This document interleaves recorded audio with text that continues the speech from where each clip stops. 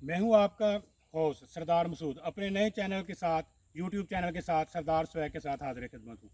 तो मैं आज आपके साथ कुछ बातें शेयर करने चाह रहा हूँ कि वो हैं कि मोटापे की क्या वजूहत हैं। तो इसके लिए मेरे साथ बहुत सारे लोगों ने रब्ता किया, मुझे इनबॉक्स किया और मुझसे पूछा। पर्सनली भी कुछ लोगों ने मैसेज किए, कि कुछ ख़वातीन ने मैसेज किए। उनका कहना ये था कि हम कोई जंक फूड नहीं खाते, ना हम पिज़्ज़ा खाते हैं, ना बर्गर खाते हैं, ना शवारमा खाते हैं, ना ही हम डाइनिंग करते हैं, लेकिन इसके बावजूद हमारा वेट जो है वो कंटिन्यूसली बढ़ता जा रहा है।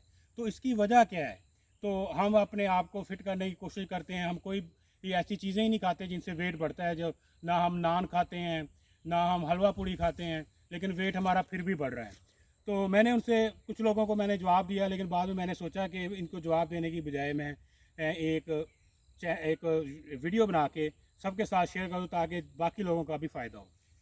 तो हमारे मोटापे की सबसे मेन वजह जो है वो है हमारा खाने पीने का स्टाइल। अब खाने पीने का स्टाइल क्या है कि आम तौर पे हमने खाने में तीन तीन टाइम खाना खाना होता है।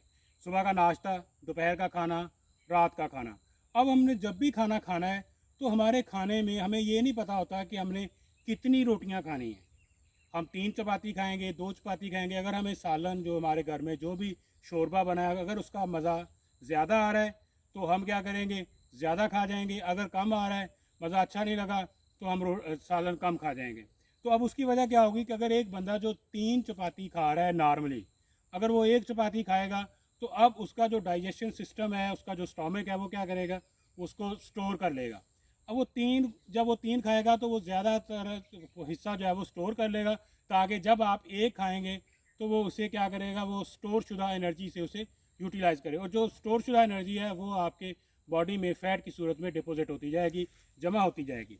और इसके अलावा जो ख़वातीन के साथ सबसे बड़ा मसला ये होता है कि अब उन्होंने करना क्या है कि सुबह बच्चों को खाना खिला रही हैं, तो बच्चों का खाना थोड़ा सा बच गया, आधा पराठा किसी ने छोड़ दिया, किसी ने अपनी प्लेट में थोड़ा सा सालन छोड़ दिया। अब वो क्या करेंगी, वो उसे खा लेंगी। और किसी ने, लेकिन वो काउंट वही करेंगी जो उन्होंने आधी रोटी या एक रोटी अकेले बैठ के सुकून से खाई होगी, लेकिन वो उसके साथ साथ जो पराठा, जो नवाले जो बच्चों को खिलाते हुए खाए हैं, वो काउंट नहीं करेंगी। और इसी की तरह जब बच्चे ने चाय छोड़ दी, आधा कप चाय छोड़ दी, मीठे वाली चाय थी, वो भी पी ली, तो अब वो कहेंगी कि मैंने तो सुबह सुबह सिर्फ आधी आधी रोटी खाई थी, लेकिन मुझे फिर भी मोटापा आ रहा है।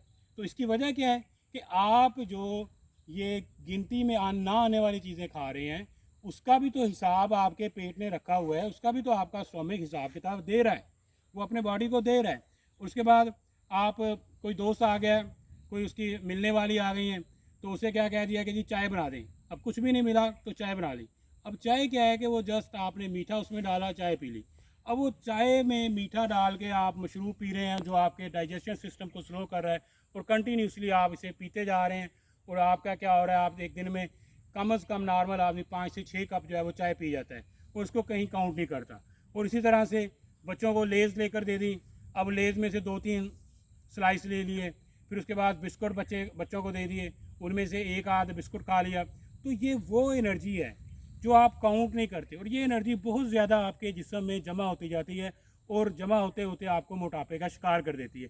जब इंसान मोटापे का शिकार हो जाता है तो वो फिर, वो माने या ना माने, वो सुस्त हो जाता है, उसमें थ्रिल ख़त्म हो जाता है, तो उसका माइंड भी उसी तरह से काम करना शुरू कर देता है।